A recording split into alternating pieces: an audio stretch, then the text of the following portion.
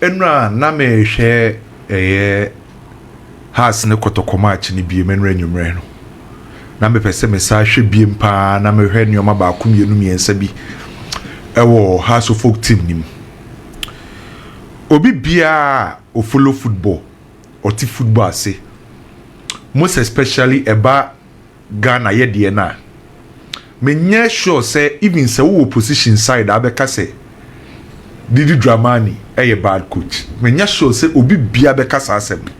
Even krano oma na omo House of Folk no. Ye won penyimfo ni bi wo ho definitely at the time am penyimfo decided he said Didi Dramani bra no. On beka say yemfo bi foforo. E de obi beka say yemfo bi foforo be disagree. By umu pa no nim say Didi Dramani. Say who ye grade impokro ye grade A coach. That's the reason why I didn't be told just over join House of Folk no.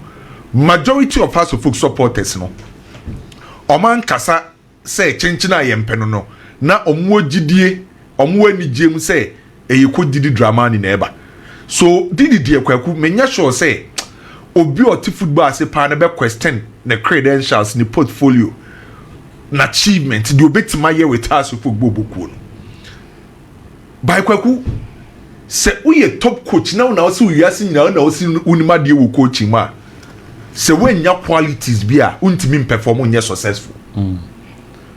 No single coach or say owo ewiase or say oye the best when your qualities be on the field of play in terms of a playing material players no our beka se na ono no de of our players be a no more quality in this no de adwuma every coach be a bit more successful o practice our players na de nyina by players na ntie de woka material and quality in this sura untimi nya successful into the likes of Pep Guardiola mo the reason why I'm comfortable omo say omo ye checkbook coaches na nya bibia o so no Pep ne sa coaches akese no omo betima ye successful omo be hia some certain level of quality no metimi dey implement omo system no enti say Didi Dramani at the time oba Kotoko oji league back to back otimi jai Kotoko ho na assistant coach e de Kotoko e trophy no untimi enyi the kind of quality and as time ukura enti every good coach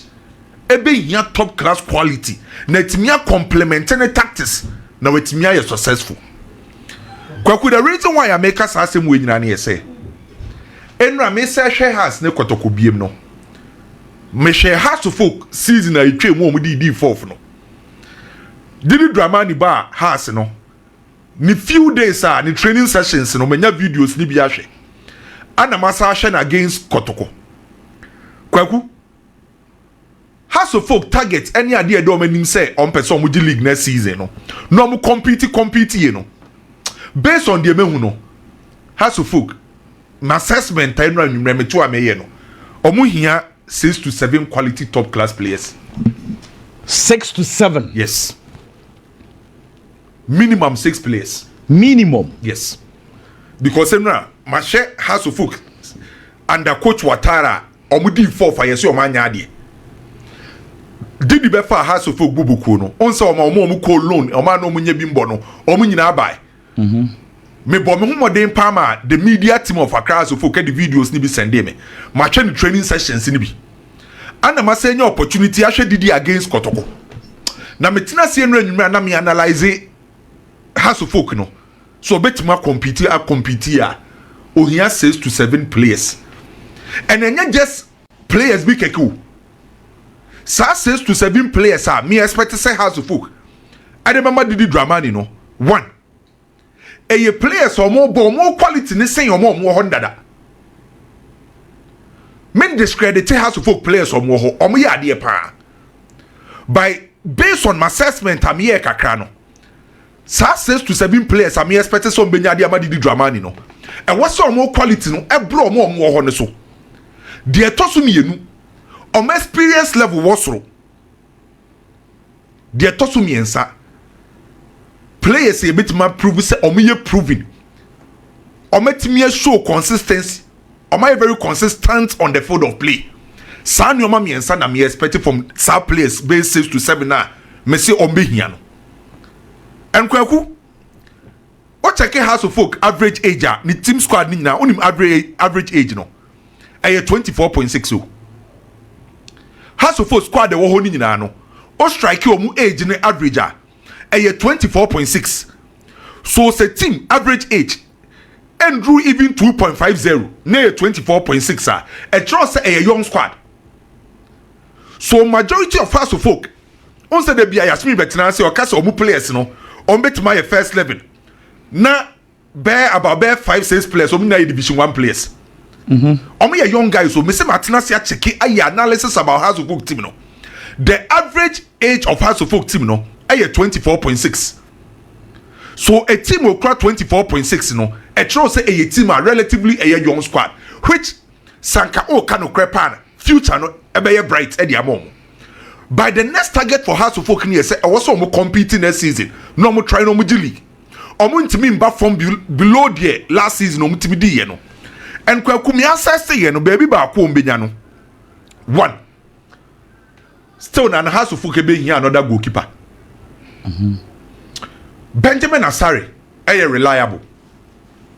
Okay, before Benjamin Asare ope nipa ba ko mienu miensa ye companies ade we ana eme no. Say House of Folk enkope a goalkeeper or ye trustworthy or ye reliable or what that level of experience or ye proving I bet maka say proving tag no one ho.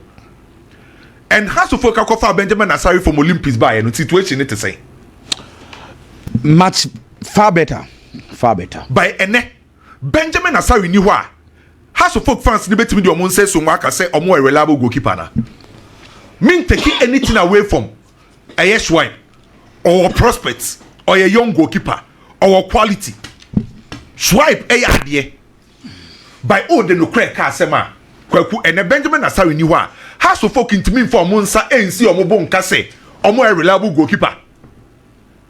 The last time I far top 4 teams in the mouth. And I'm sure say every single team our Ghana Premier League or my last season be top 4 no. Obia with 2 goalkeepers and home. Now no Kotoko ne House of Folk no boy you know. Se Kamara ni wa Kotoko akwa a top class goalkeeper from Bechem na Diaba. It is a Kamara ni na Azizi Bedema esro ni ho. By se House of Folk ni bia be ka no crash re no ho na awie ya. Se Benjamin Asare ni ma do other post me dem House of Folk ya na yem hihye wo ho. And se Benjamin Asare so betime dru sam pempen so na ne tirimu anya ne da. E wo so be hie goalkeeper betime na compete. No kra ne ba akopɛ Kwaku. Se Benjamin Asare tu nani na do tinechi no emuchia na level of seriousness impocrate me drop it. And it is a House of Folk betime compete ya. Swipe ade or prospect onimda. By onyo goalkeeper betime Benjamin Asare that level of competition no. Imagine say Solomon Agbesi na won a chair. Dey ne besi. Say Benjamin Asare tunage e bench. Na ye Solomon Agbesi na te bench a difference na te say. And to me, me hear my assessment no. I still believe House of Folk say he another top class goalkeeper. In case Benjamin Asare say so a national team number 1. Oni ho a obetima dem a problem bia emba. The tosu mienu baby a House of Folk say he another player no. Ombe here a modern right back. Some modern right back no. Right backer or defender solid.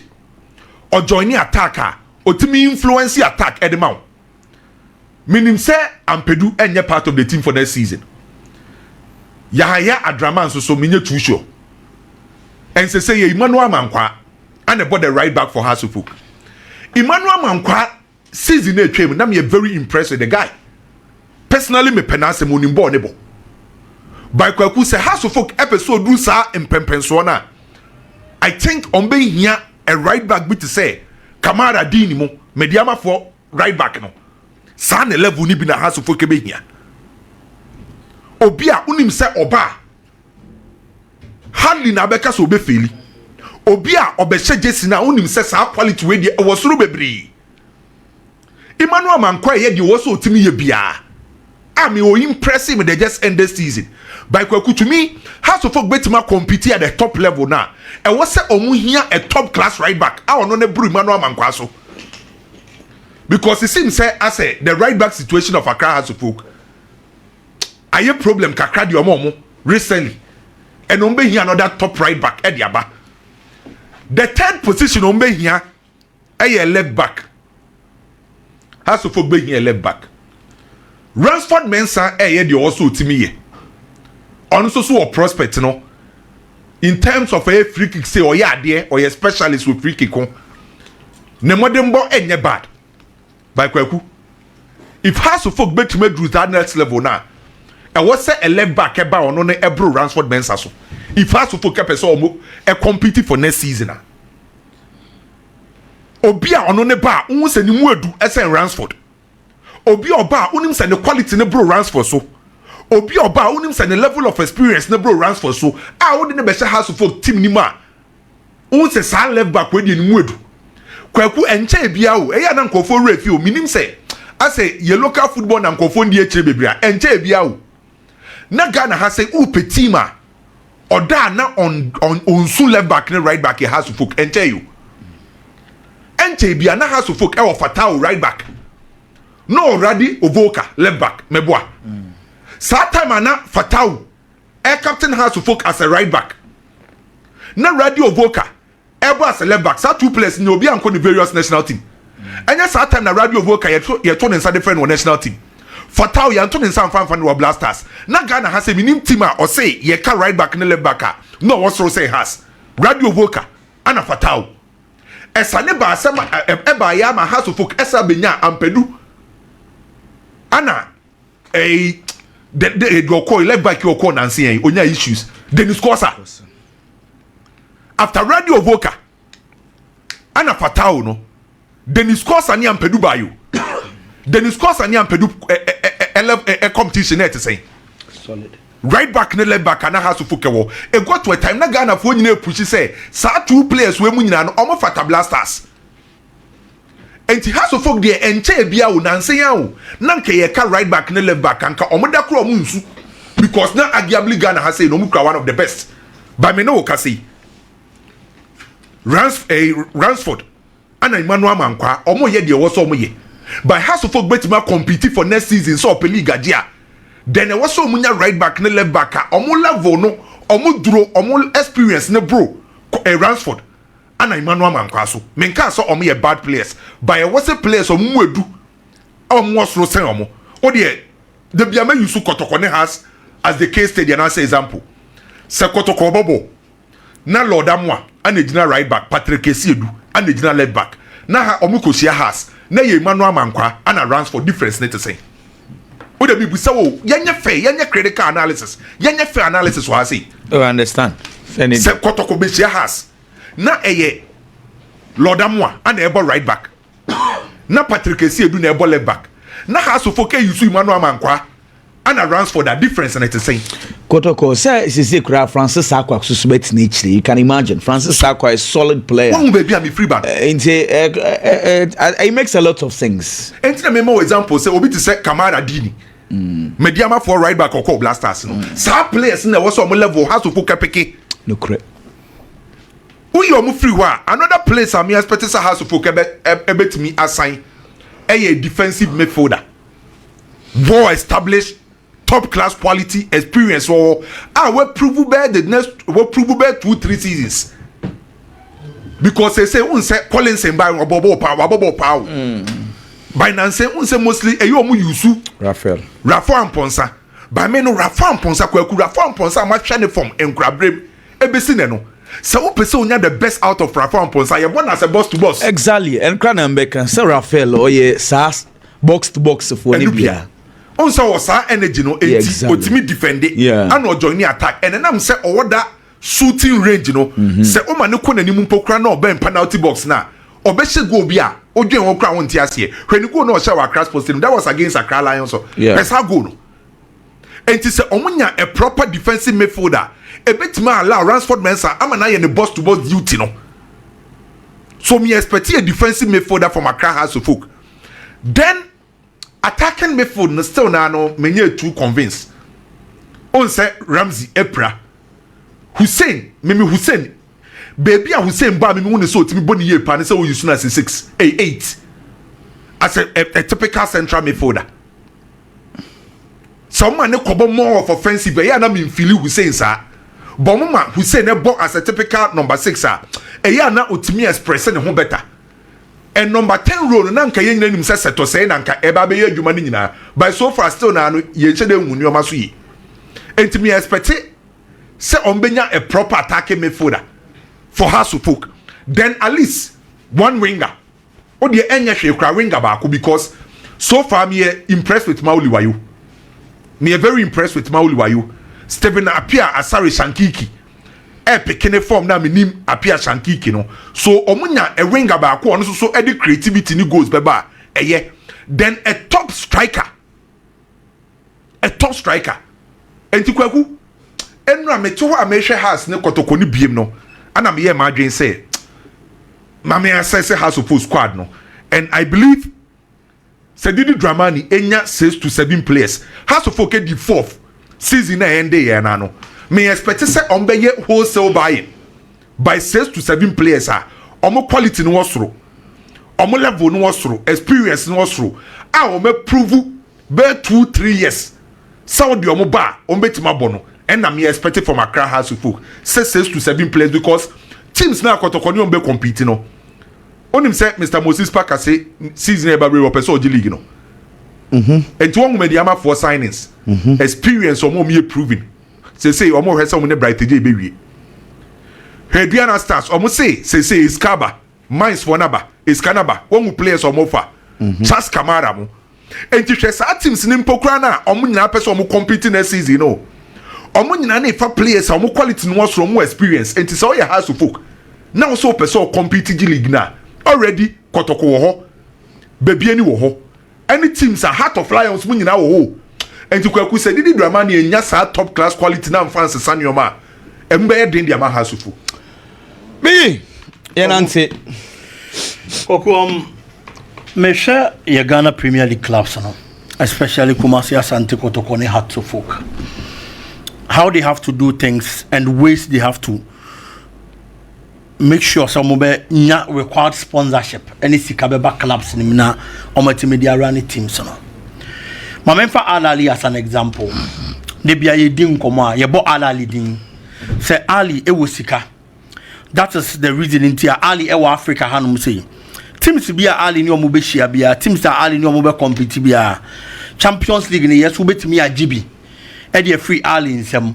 but the mudu do na de e Alali na beje enti de bia ye kan ye say Alali na the Real Madrid of Africa e no kre it is because say sika wo club ni mu and sika na wo club ni mu no Kwaku enye ba akufo na yi ni sika de ye club no se said ye yen ayeti kroma no say ye hwe say ye teams no de bia ba akufo nyini bottom sika no mfa nhye team ni mu because team ni ye omodia no recently Al Ali e break it through when it comes to sponsorship deals on a Red Bull I wa man on it that energy drink and so sign contract in March 2025 yeah onya that sponsorship ni wie no Kwaku on a Kazrawi Company Limited and so sign another contract in May 2025 yeah na no sika na ewom no 500 million Egyptian pounds 500 million Egyptian pounds no $10 million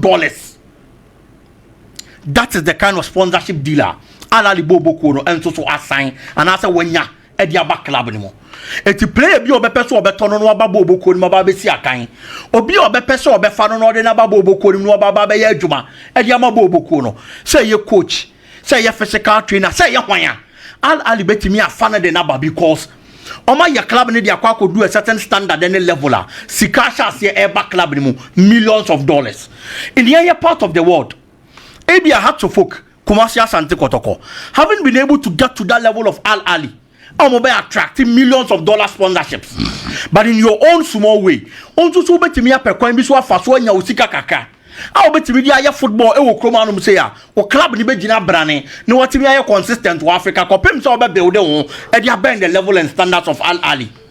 There are companies in Ghana Kwaku Abia what na say wo twa $1 million contractor unyam branding home fan no sa level no unyam do that stage how betimi anya say sika no and a lot of the companies in Ghana Abia no man to be anya say sika na anya de ben amfa mawo because Ali de na America no e multinational companies are so big say be Europe any Asia any ade and e mo say sika no because o ma pejo mo to sa level no the world standard It's ye Kwaku Club World Cup na ye teams no. Ye Jiomo Council of Mram Misia kind be. But Yan Kotoko near has in Indrusa. It is a what's nasi. Sekotoko so. Had to focus on. Open $1 million sponsorship Kwaku. Ebi ana wenya. But obetimi anya company bi ebi obetimi ama $200,000. Ebi obetimi ama $100,000. Ebi obetimi ama $30,000, $50,000. Just in a shit teams no. Onfanya hwe eye justice a wo hye de abobo. There are companies are ebi based on the sika no dey bro no sika ni swa. Ontimi nya headline sponsor. Ontimi fa ni din emu justice anim. But ebi a sleeve ne nsa ho no company ni din betimi akọ. Because the sika sanity, go for that money. Approach the companies only among kasa. The sika no never boss sleeve ne ho. Ne nsa ne ho. E hono na the sika ni di beduru eye ketwa na wa je dia to baby. You make another move. There are companies who make products baby okroma. Let's assume without admitting. So those big companies they will Kumasi say you know. The Kumasi Asante Kotoko IMC approach you. Maybe there's a company where you Kwaku omo na wo ye no ebi a biggest rice. But biggest rice na wo ye no. O ton 10 Ghana cedis per pack. Kumasi Asante Kotoko approach you. Ye pese ye ni udi nkomo na ye ni oba be di ne say. Biggest rice na wo ye no. Yen Asante Kotoko ye ntimi nya mo. Na mom omo no, wo di yen di ntu bi so a e betimi atododo. Ye supporters ne beto because e be mo hu. So mo tododo na e di chika be break Kumasi Asante Kotoko boboko no. Enti biggest rice na wo ye ne wo ho. But betimi e biggest Asante Kotoko rice. What attach the name Asante Kotoko? Ebi had the Porcupine logo ne di ato ho. And no turn 15 Ghana cedis. And also 12 Ghana cedis. Over for 1 cedi. Bakubi ebe to be Asante Kotoko so be from 1 cedi. That is another way. Obetimi dey generate sika and so dey about team ni mu. Enti won tenase de bia. So wo twenty team ni owner na millions of cedis. Now on fan shame because Kwaku say woyi na wo hu de ebrebo oboko na. Ne nsamba jene. Obe decide say on to aso biem. But these little ways ebetimi ni sika brebo oboko na. Ebe wi ase no. Ebia wanya $1 million sponsorship. But if you have to be a young getting by your room and getting by your do, Nadim fast one to so bravo bocona, Mubetimi and run a club effectively. Nadim fast one and to so bravo bocono. There are a lot of companies in the system. I'm very ready to be partner the name Kumasi Asante Kotoko. But if you are not one of Russia Kotokona, of you so making that approach, Compasi cannot be money. But so approach, you know, no man is such a fair deal. Ebia Coca-Cola. Ebi a family Ghana Limited. And you Kumasi na wo product no. Eti ye pese ye no ko partnership. Ye bi mayen never din asem se ye de ben. E fa to so. Wo ton ba ku bia ye die sei. Na so so wa famfa so sei with an extra cost. If the koma odi the Ghana ye clubs no. They don't look at that too. It is about young kobobo. Ya share 3 points. Supporters eni anje. Supporters eni anje. Koma we die. A hard thing say, the more you do, the people who are supposed to benefit from your ideas will fight you. Which we are too know. What I say, oh no, but say the enye. Come out with the ayo. But those people who are going to benefit if they take your advice, they will fight you. What did me show yes? Because asema uken obi buafu gidi wo club di mu a say on tears say o nice say o be kire sa advice. But if Kotoko gets more money, ayo mu na benefit o benefit be no be benefit. If Atofo gets more cash, how are you going to benefit? Ayo mu a nti how da benda na ye be nyi free Kotoko ne has ne dear supporters can crave no more church or social media. Can we move beyond sa circle nana? Are possible ana? Obeni nkoma udi. Are possible? Ebesi. Ne ebesi mpoa. How soon as adi we yebedu a ibon sa Kotoko ne has every into business ankasa. Kwaku, they have to do it. Say that is the question. But I am saying they have to do it. So they be able to honestly be invested 1 year, 2 years, 3 years. After no na onhu hia. Obo se be kakana club na shase airdrop it. Because ona na ready so this is can be ben. E be shembiem because Jody kind buy no onhu he. And can you blame the owner? You can't blame him. untimi nu ali no standard no but your companies will chrome obetimi ni oma partner na wanya omo so mfaso no omo nso anya so mfaso na at the end of the day ma working hand in hand na mfaso na ebehia no team na di because the team needs money to be able to run successfully akasifo na ye ball mu din ni nyina no it is because of the amount of money they get and it's them mo team do sa standard no and Kotoko be kwa Africa baby any go stars be kwa Africa Kwaku ni nyina ye sikasem ya the essence say ni sikanti na Ghana Premier League club e kwa Africa ne target ne say onkonko do group stages no mrefie. That is the target of the Ghana Premier League clubs. Even your giants now first no mo conquer Africa no ye Kotoko ne half. That is the standard now. Biggie. Okay. Yeah, be try your ho aba